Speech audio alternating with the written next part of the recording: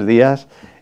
Vamos a continuar con la parte de la presentación del REGALAD, del Registro de Asistencia Ventricular de Larga Duración en España. Y en primer lugar, pues agradecer al doctor Diego González Costello y a la Asociación de Insuficiencia Cardíaca el permitirme un año más presentar estos resultados, y yo creo que es de ley, sobre todo, agradecer a todos los participantes del registro que de una forma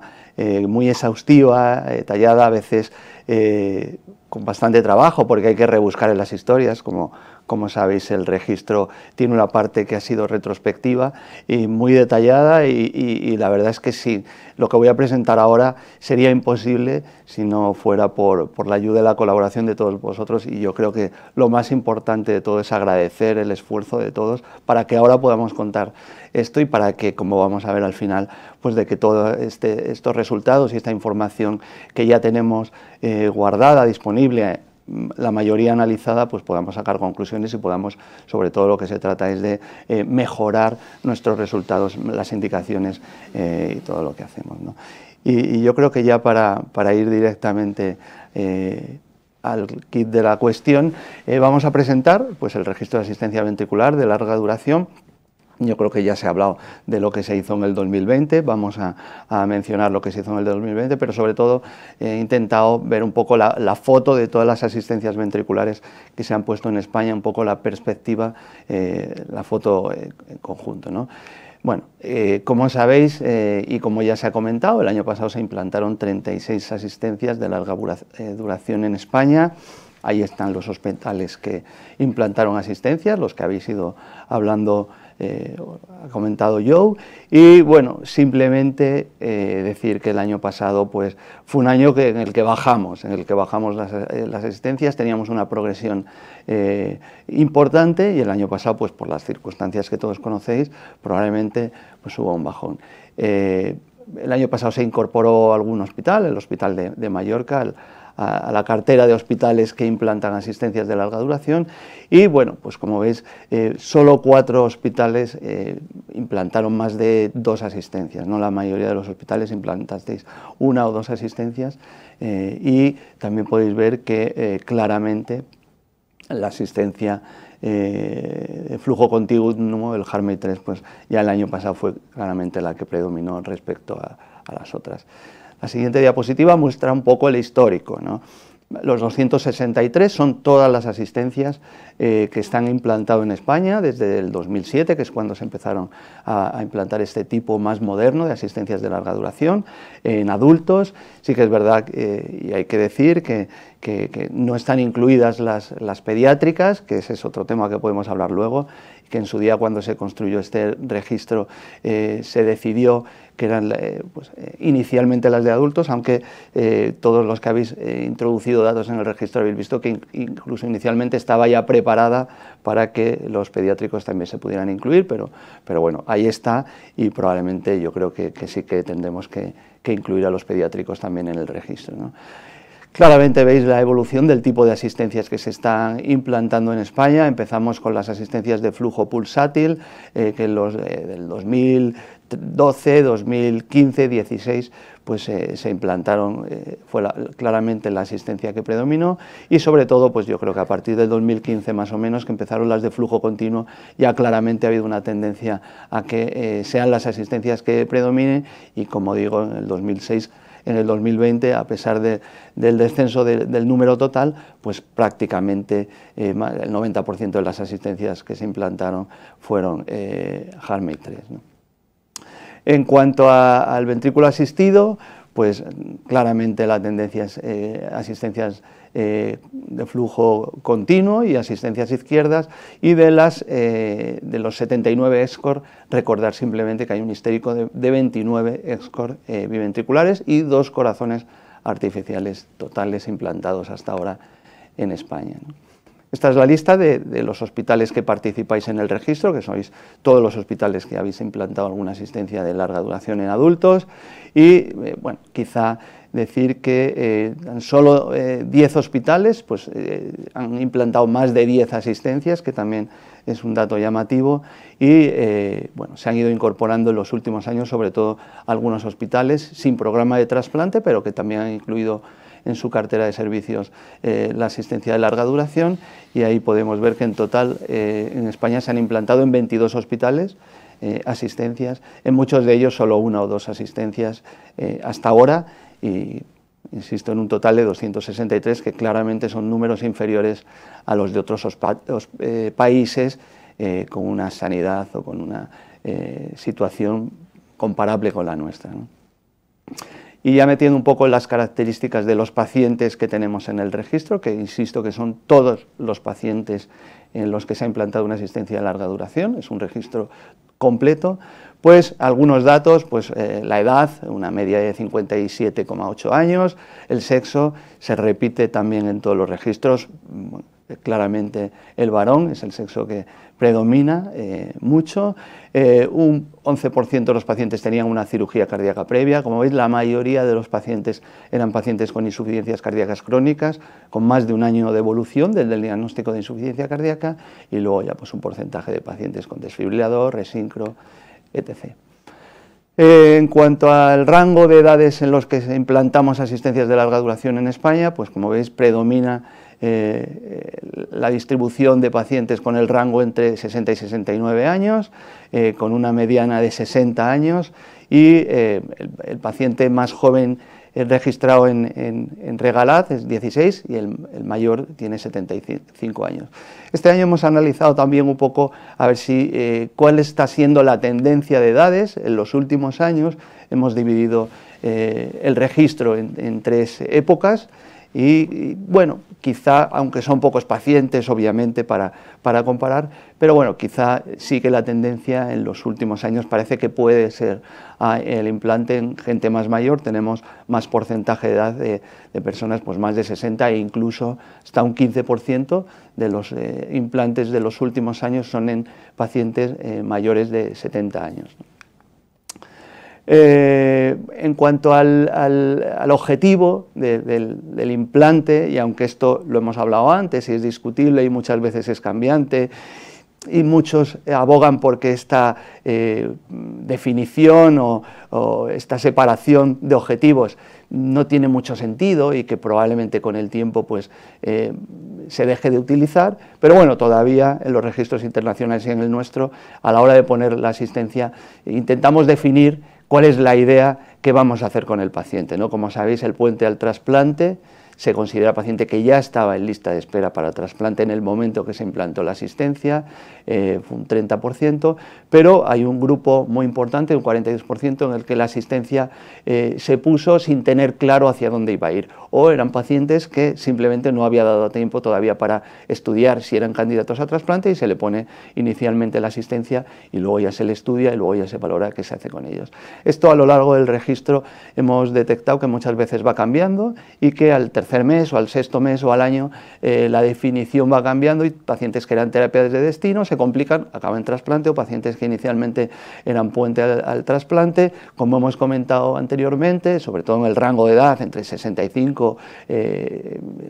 alrededor de 65 años, muchos de ellos pues van bien y al final decidimos que están bien y que los dejamos como terapia de destino, ¿no? Simplemente que muy poquitos, y eso se repite en todos los registros de los pacientes, la idea es como puente a la recuperación porque se cree que realmente hay posibilidad de retirar la asistencia, ¿no? Bueno, hemos analizado también un poco, insisto, son pocos números de cómo es la tendencia, y quizá, bueno, pues tenemos la sensación que en los últimos años sí que indicamos más terapia de destino o más puente a la candidatura para decidir luego. Quizá en ese sentido a lo mejor nos estamos adelantando a poner la asistencia cuando ni siquiera todavía el paciente está en lista de espera de trasplante, o no tenemos claro si va a ser trasplantable, y bueno, es simplemente una tendencia que también se repite en otros registros internacionales. Cada vez en los registros internacionales parece que la terapia de destino va ganando cada vez más fuerza, y en nuestro registro parece que también es así, ¿no? En todos los pacientes, como terapia de destino, como puente a la candidatura, hay un ítem que es por qué el paciente no está en lista de espera para trasplante, ¿no? Y esa es la contraindicación o el motivo por el que no se pone el paciente en lista de espera o por qué no está el paciente en lista de espera. Y son 182 pacientes, el 69% del total de pacientes incluidos en Regalad tienen al menos un motivo o una contraindicación. Cuando miramos toda la suma de contraindicaciones o de problemas por el que el paciente no esté en lista de espera, la principal es la hipertensión pulmonar seguida de la edad avanzada, muchos de ellos son terapias de destino, insuficiencia renal, como hemos hablado, fragilidad, bueno, problemas de peso, tanto obesidad como caquexia, y ya otros problemas como el cáncer, el tabaco, el alcohol, la diabetes muy evolucionada, con daño de órgano, etcétera, que hemos considerado que es más candidato a asistencia que a un trasplante cardíaco. En cuanto a la etiología de la cardiopatía que ha motivado la insuficiencia cardíaca y el implante de la asistencia, pues como pueden ver, parecido a los registros internacionales, la causa principal es la cardiopatía isquémica, seguido de una miocardiopatía dilatada no isquémica, y luego ya otras indicaciones menos frecuentes como la miocardiopatía hipertrófica, muchos de ellos dan con ventrículos dilatados, la miocarditis, por ahí hay algún paciente Chagas, miocardiopatía por quimio, valvulopatía y otras que incluye displasias arritmogénicas, incluye miocardiopatías endocrinológicas o endocrinas, y otros tipos de insuficiencias cardíacas que no son las que aquí referimos. Bueno, paso rápidamente. Como sabéis, también hay características ecocardiográficas y características hemodinámicas en el registro, y simplemente pues destacar quizá las características ecocardiográficas son diámetros diastólicos del ventrículo izquierdo, obviamente ventrículos dilatados con una fracción de eyección deprimida, y quizá pues destacar un 5% de los pacientes tenían una insuficiencia aórtica moderada o severa ya antes del implante de la asistencia, y un porcentaje cercano al 40% tenían una insuficiencia tricúspide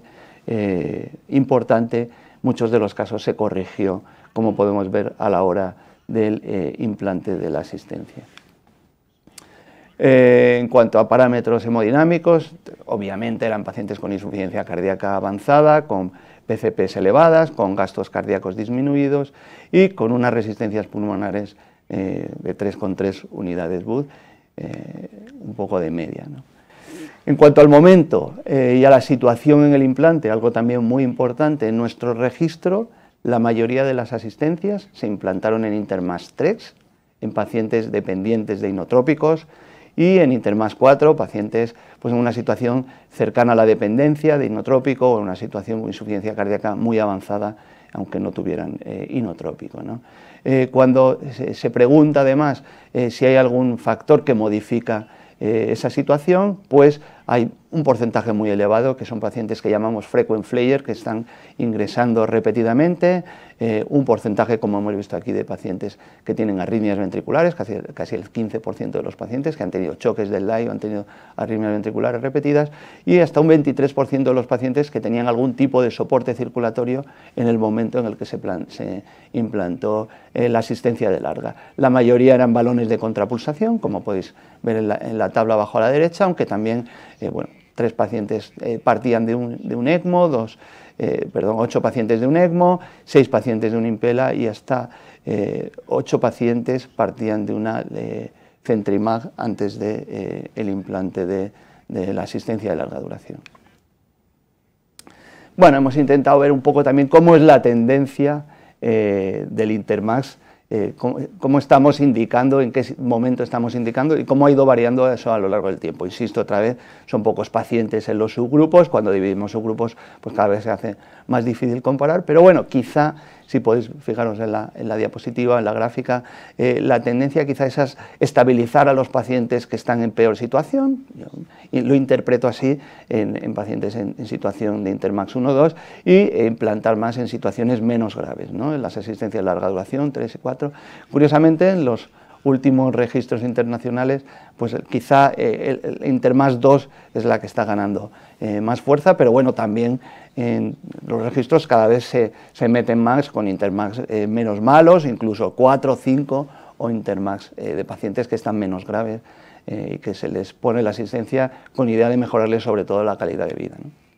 En cuanto a características quirúrgicas de las asistencias de larga duración, pues la mayoría se hacen con circulación extracorpórea, hasta el 80% de los pacientes de la serie, la mayoría por esternotomía, aunque hay un porcentaje que se les hizo toracotomía izquierda o un acceso mínimo de mini toracotomía y incisión en el ápex, ¿no?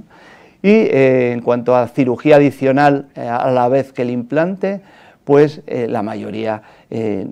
pues el implante no va asociada con otra cirugía, pero hay 15 pacientes que a la vez que se les ponía la asistencia se les hizo una cirugía sobre la válvula aórtica, ya fuera un recambio, ya fuera una reparación de la válvula aórtica, o incluso en algunos casos una aplicatura, en casos de insuficiencia aórtica severa, sobre todo al principio, y luego la otra cirugía más frecuente fue el cierre de la comunicación o de foramen oval, y 4 pacientes se les intervino también sobre la válvula tricúspide y otro tipo de cirugías a la vez que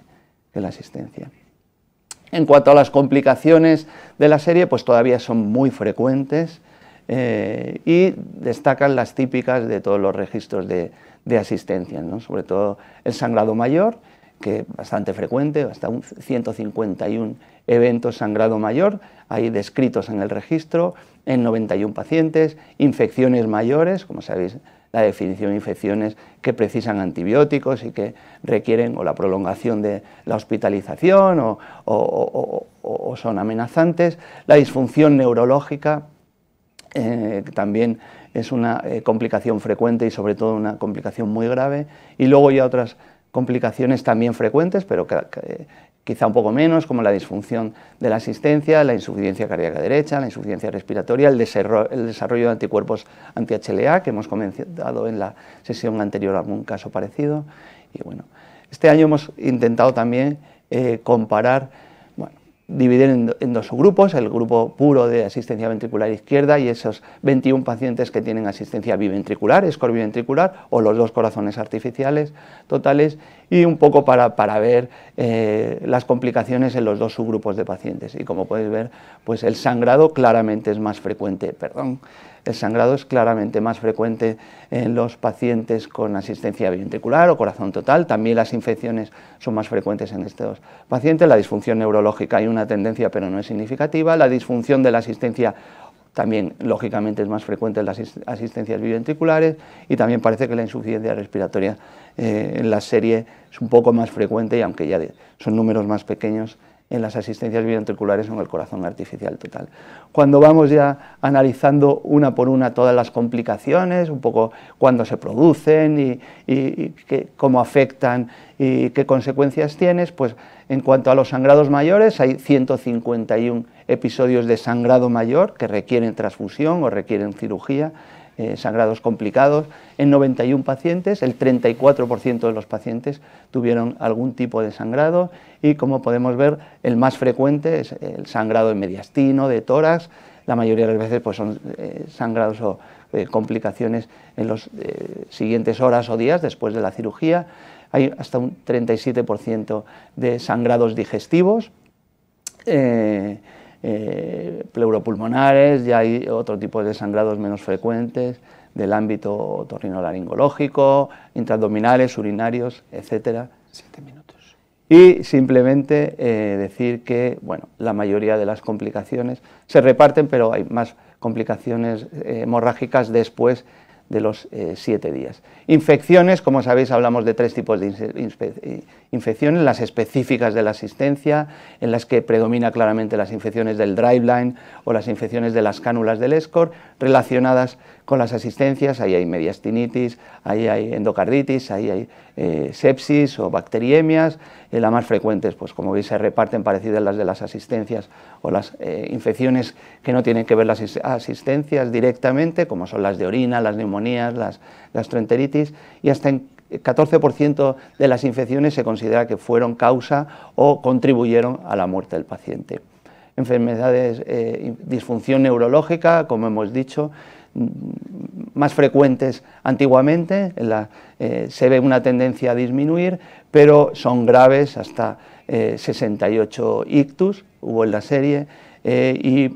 24 incluso fueron causa de muerte, aunque también un porcentaje de ellos prácticamente no dejó secuela, ¿no? Disfunción de la asistencia, también hemos visto como en los últimos años eso claramente tiende a menos, sobre todo con las asistencias del HARMY-3, ya la disfunción es mucho menos frecuente, pero todavía en la serie hay 25 trombosis, muchas de ellas eran de los ESCOR que se cambiaron, y como podéis ver aquí se puede ver también qué hicimos cuando hubo alguna complicación con la asistencia. La mayoría de las veces se recambió, sobre todo hablamos de bombas del ESCOR, pero bueno, en 3 casos se tuvo que explantar, en 12 se tuvo que llevar al trasplante cardíaco urgente, etc. En cuanto a la situación final, a 31 de diciembre, de los 263 pacientes asistidos en España, aquí pues mezclamos un poco pacientes más antiguos con asistencias de flujo pulsátil, con las asistencias de flujo continuo, pero lo que hemos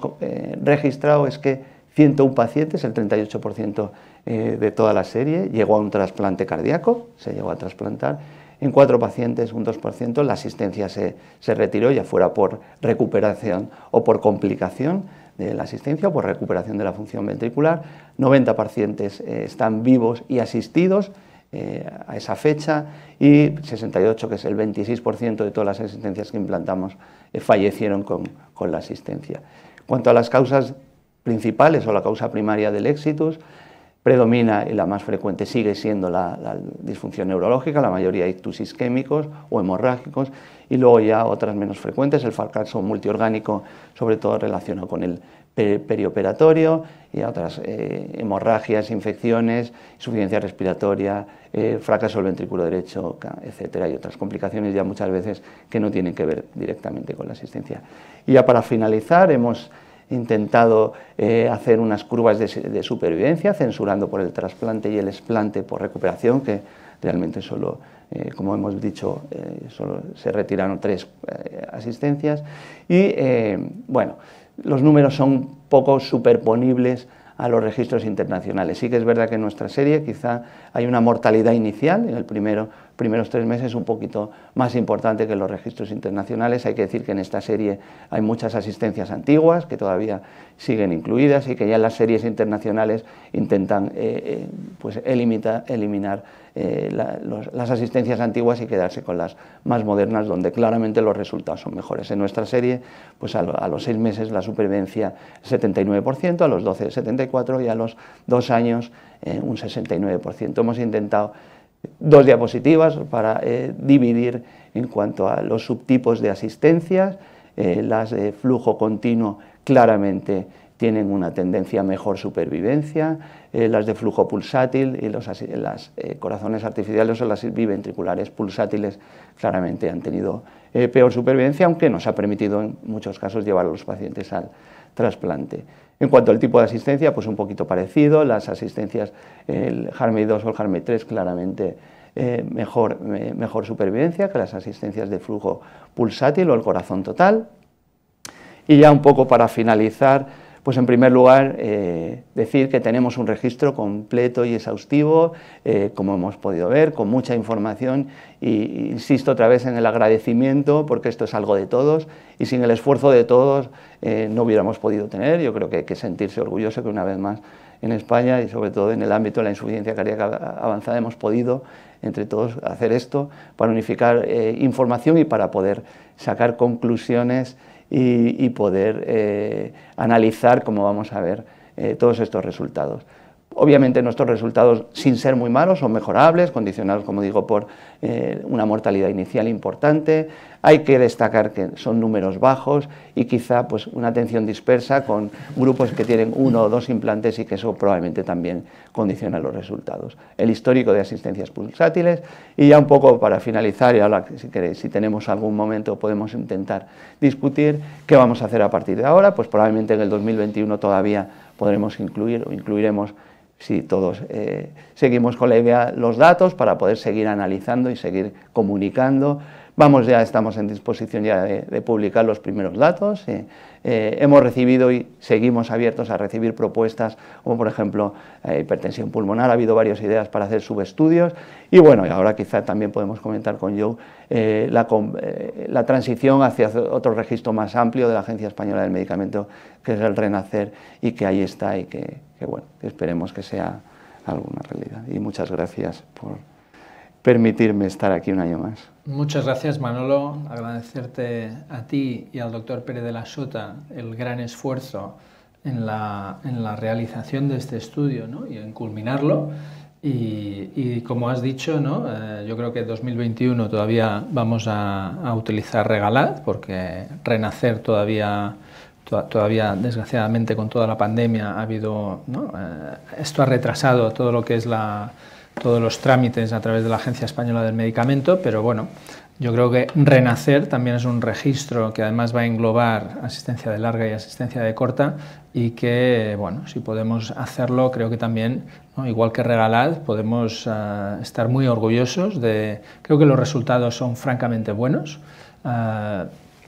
precisamente por lo que has comentado, la dispersión, y desgraciadamente no podemos comentar mucho más. Agradeceros a ti, a Enrique, la presentación, y espero que hayáis disfrutado todos desde casa. Muchas gracias. Muchas gracias.